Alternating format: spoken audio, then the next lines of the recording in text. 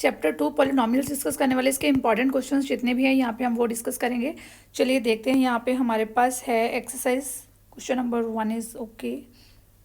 Yes, exercise 2.1। इसमें अगर आप देखेंगे तो क्वेश्चन नंबर 4 जो है दिस इज इम्पॉर्टेंट, अपनी बुक में आप मार्क कर लीजिए। Question number 4 is important.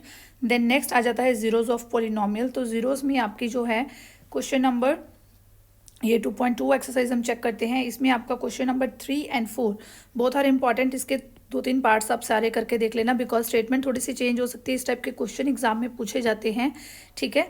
Find the zeros of polynomial, okay. Then next है फैक्टराइजेशन ऑफ पॉलिनोमियल्स। फैक्टराइजेशन में आपका कौन सा क्वेश्चन इंपॉर्टेंट है, देखिए इसको मार्क कर लीजिए। एग्जाम्पल नंबर यहाँ पे आप यहाँ पे एग्जाम्पल नंबर 10 मोस्ट इंपॉर्टेंट है। दिस इज मोस्ट इंपॉर्टेंट, इसको मोस्ट इंपॉर्टेंट मार्क कर लीजिए।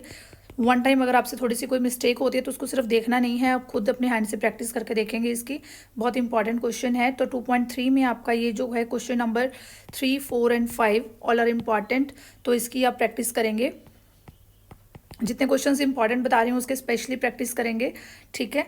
तो नेक्स्ट आ जाती है आइडेंटिटीज़। तो जितनी यहाँ पे ये आइडेंटिटीज़ आपको मेंशन की हुई हैं तो ये आप लर्न रखेंगे। तो सारे क्वेश्चंस इसी के ऊपर बेस्ड होते हैं, ठीक है। तो इनकी सारी आइडेंटिटीज़ आप देख लेंगे। उसके बाद आपके पास आती हैं इसके सारे एग्जाम्पल्स आपको सॉल्व करनी है, बिकॉज एग्जाम्पल के बेस पे ही ये एक्सरसाइजेज हैं।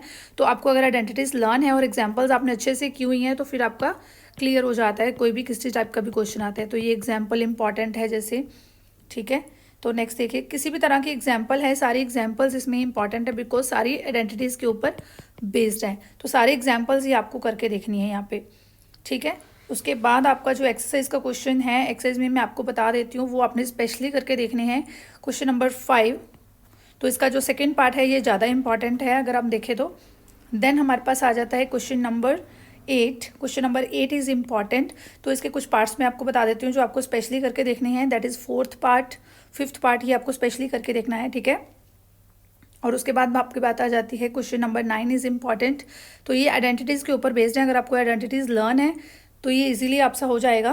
Question number 12 is important. Question number 13 and 14 is important. All the best, thank you.